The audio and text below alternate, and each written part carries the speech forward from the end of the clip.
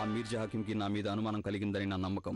తను ముందులా నాతో మాట్లాడడం లేదు. తన మనుషుల్ని నా కోసం కాపలా పెట్టాడు. నా మీద ఎప్పుడూ ఓ కన్ను వేసి ఉంచాడు. నేనెంతో కష్టం మీద వాళ్ళందరికీ దొరకకుండా ఇక్కడికి వచ్చేసాను. రూప్ సింగ్ సంగతి ఏమైనా తెలిసిందా? లేదయ్య గారు, రూప్ సింగ్ గురించి ఏమీ తెలియలేదు. సరే, స్వయంగా మనమే ఈ వార్తని తెలియజేయాలి. ఆగ్రా మీద దాడి జరగనుందని అక్కడి వారికి తెలియజేయాలి. మనం ఎలాగైనా ఇక్కడి నుంచి బయటపడి ఆగ్రాకి ఈ సమాచారం తెలియజేయాలి.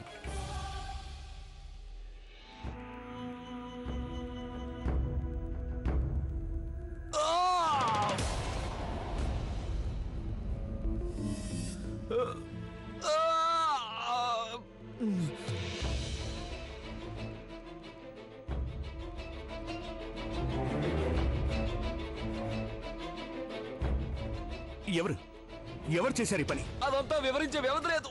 నేను చెప్పేది విను. నువ్వేం కంగారు పడకు. ఇక్కడ చికిత్స చేయడానికి ఏర్పాట్లున్నాయి. నేను ఇప్పుడే వైద్యానికి ఏర్పాటు చేస్తాను. నాకంత సమయం లేదు. నేను ఎక్కువసేపు బతకను. నువ్వు నాకు సాయం చేయాలి. ఆలస్యం చేయడం అనవసరం. సరే చెప్పు, ఏంటది? షహీన్షా జలాలుద్దీన్ మొహమ్మద్ అక్బర్ కి ఈ సమాచారం అందించాలి. ఏమిటా సమాచారం? నేను వారికి తెలియజేస్తాను. చెప్పు. రాజా మాన్ సింగ్ తప్పులేదు. రాజా మాన్ సింగ్ తిరుగుబాటు చేయలేదని షహీన్షాకి చెప్పాలి. అతను నిర్బంధంలోంచి పారిపోవడానికి వేరే కారణం ఉంది.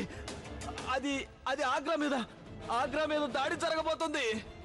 మీర్జా హకీం ఆగ్రా మీద దాడి చేయబోతున్నాడు. అతన్ని అడ్డుకోవడానికి, ఆ దాడి అడ్డుకోవడానికి మాన్ సింగ్ నిర్బంధంలోంచి పారిపోయాడు. అతనేం చెప్పినా షహీన్షా గారు నమ్మేలా లేరు. షహీన్షాకి ఏం చెప్పాలంటే ఆ మీర్జా హకీం ఒక్కడే కాదు, షరీఫుద్దీన్ కూడా అతనితో చేతులు కలిపాడు. నేను రాజా మాన్ సింగ్ వర్తమానాన్ని అందించాలని వెళ్తుంటే నా మీద దాడి జరిగింది. వాడు ఆ లేఖ కూడా నా నుంచి లాక్కుపోయాడు. మెహల్లో ఒకడున్నాడు, వాడు మీర్జా మనిషి. అతని పేరేమిటి? వాడి పేరేంటో చెప్పు. వాడి పేరు చెప్పు. వాడి పేరేంటో చెప్పు.